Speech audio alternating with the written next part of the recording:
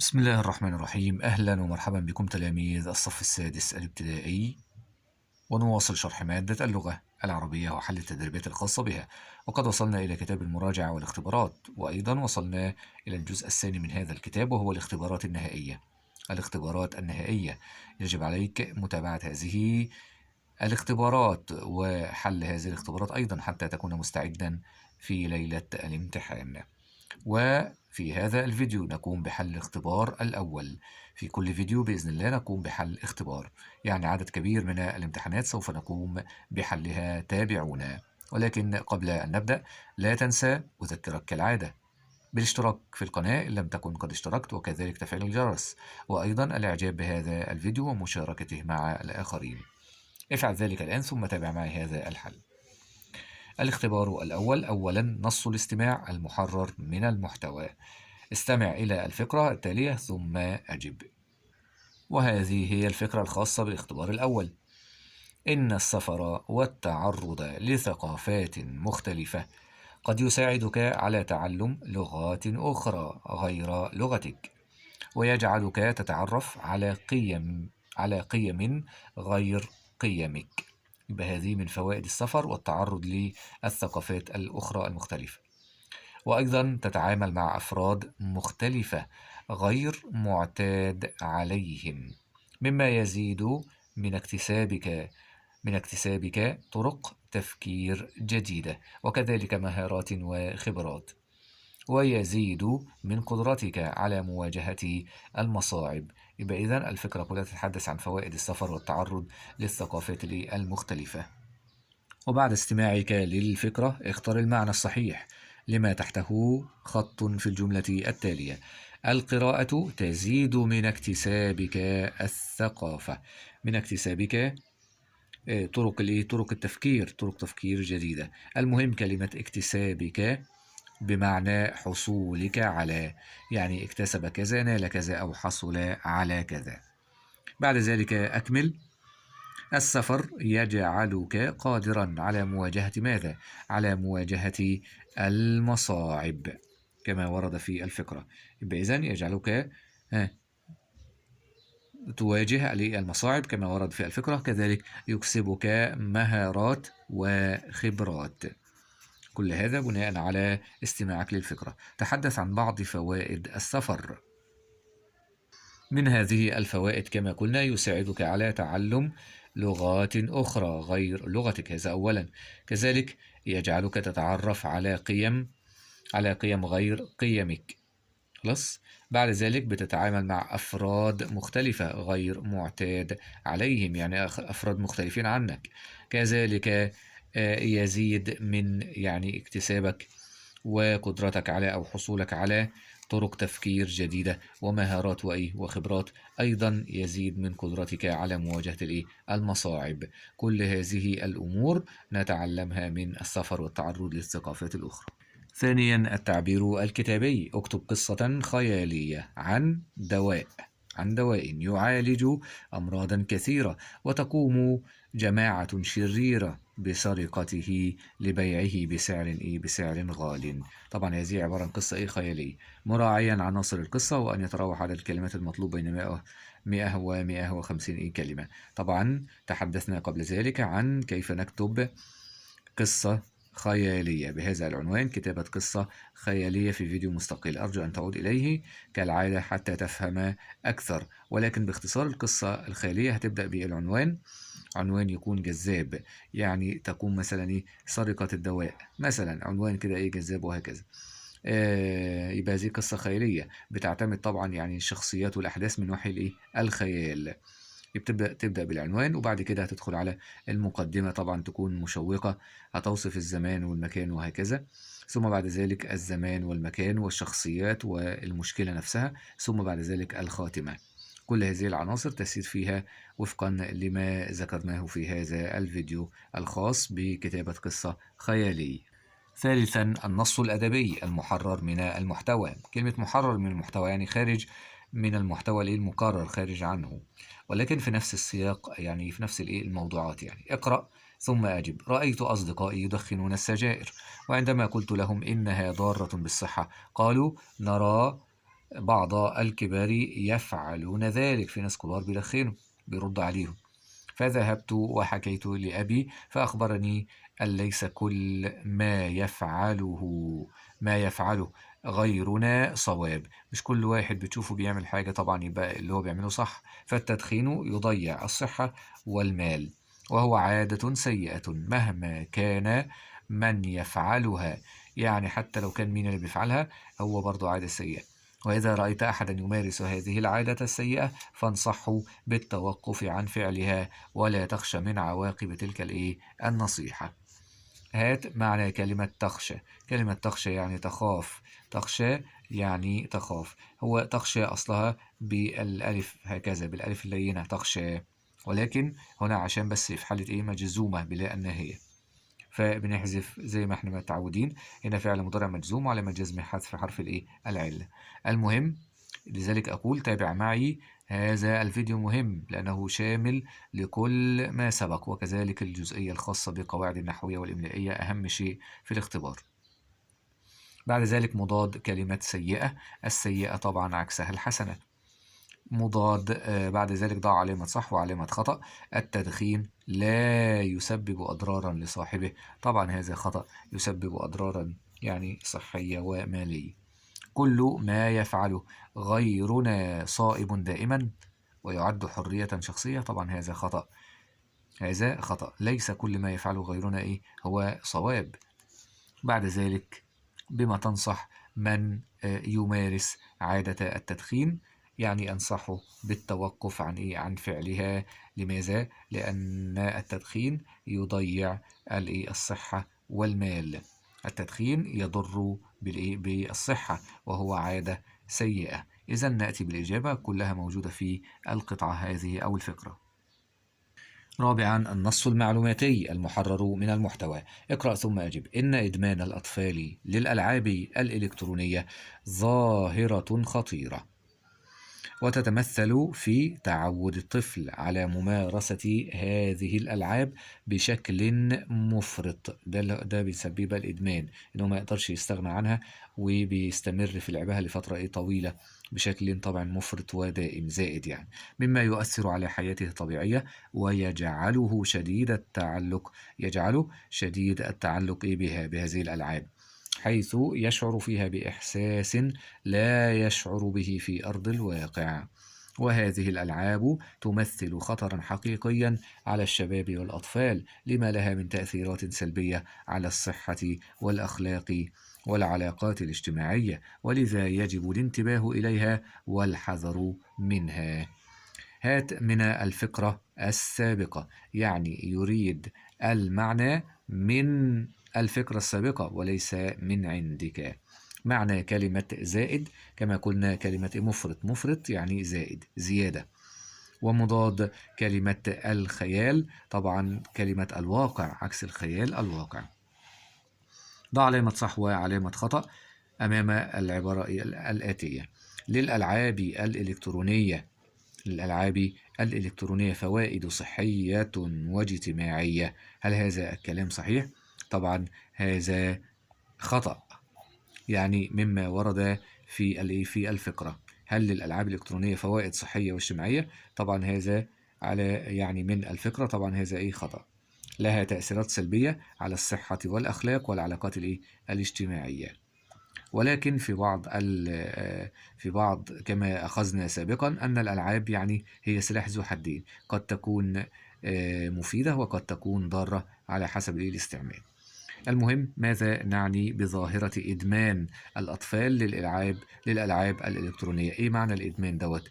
قلنا هو تعود الطفل على ممارسة هذه الألعاب بشكل مفرط، يعني بشكل زائد ودائم مستمر. إذن هذا معنى كلمة الإدمان، إدمان الألعاب الإلكترونية.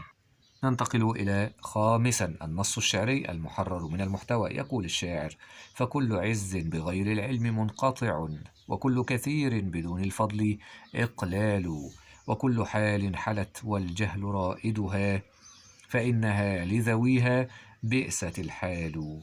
تخير الصواب معنى كلمة عز. فكل عز أي كل مجد، العز المجد. هات من البيتين كلمة على وزن كلمة سليم. كلمة سليم يمكن أن نقول كلمة كثير، نفس الوزن كما تعلمون، يعني بيكون نفس عدد الحروف. أدي 1 2 3 4، وهنا برضو 4 حروف، كذلك نفس التشكيل. سليم، ها، كثير، وهكذا نفس الوزن. كلمة لها نفس نهاية كلمة منتفع، نفس النهاية اللي هو يعني حرف الإيه، حرف العين ده، هتبقى طبعا كلمة منقطع. أو يبقى إذا دي كلمات لها نفس الإيه، النهاية، اللي هو بتلتقي في نفس الحرف الأخير.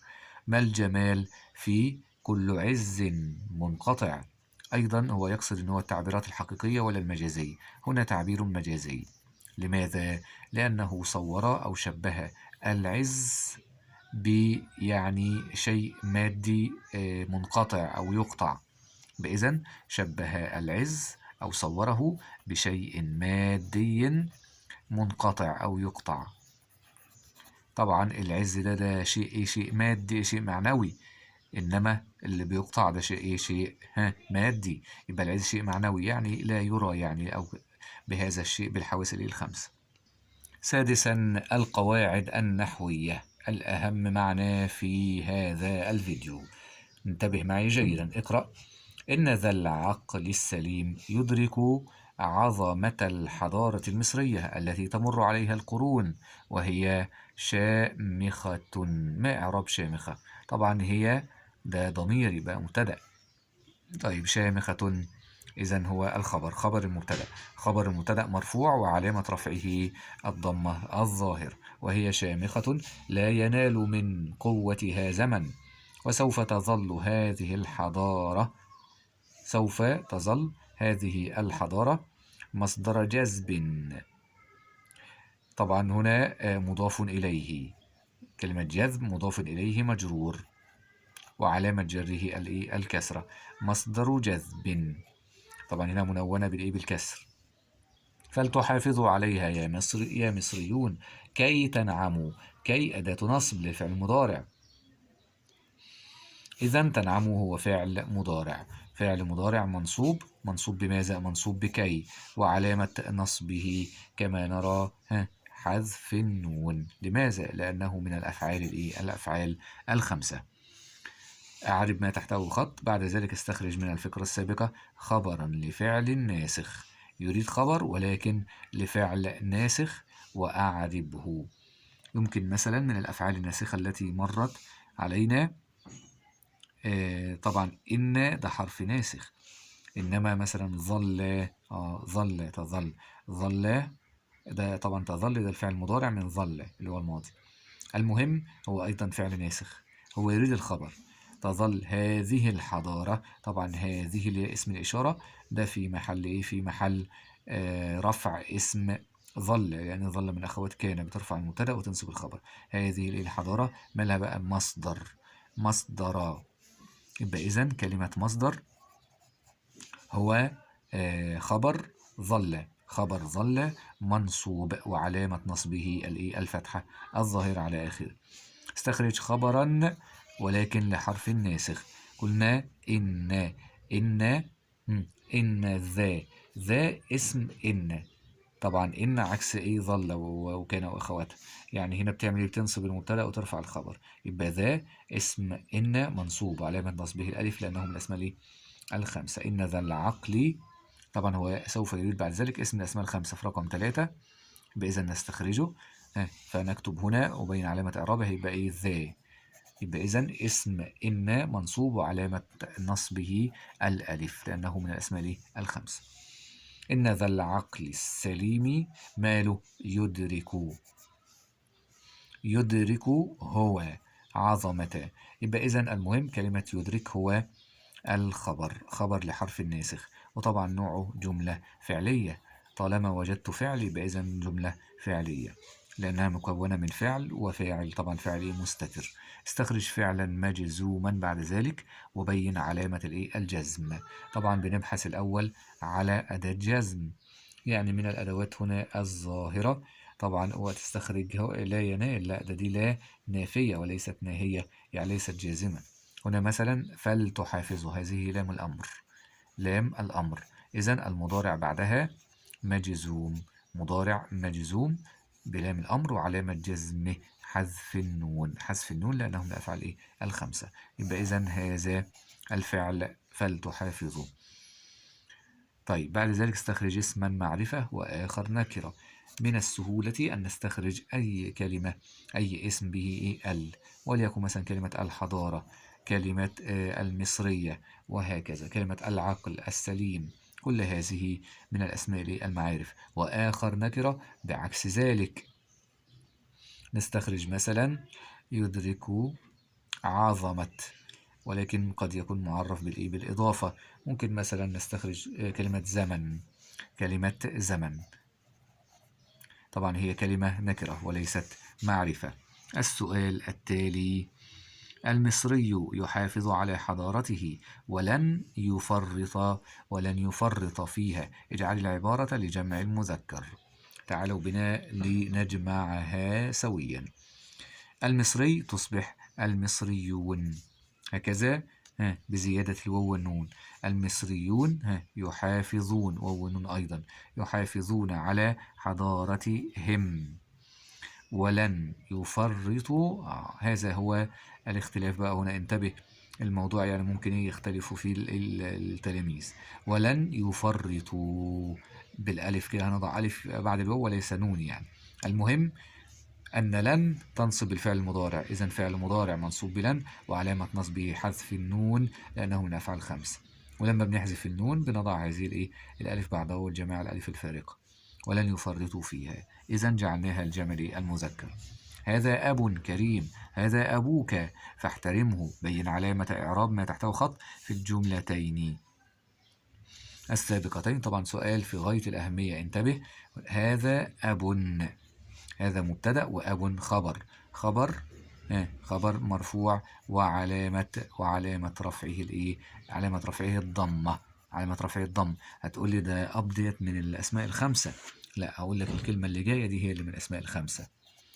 كلمة أبوك، كلمة إيه؟ أبوك. طيب ليه؟ لأنها بتكون مضافة لإيه؟ لضمير، يعني ما بتكونش مضافة لاسم ظاهر، أو تكون يعني غير مضافة، لا، لابد أن تكون مضافة لإيه؟ لضمير، خلاص، اللي هو غير ياء المتكلم.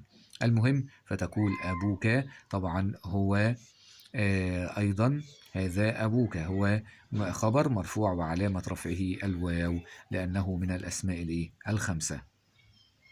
سابعا الخط العربي. اكتب بخطي النسخ والرقعة.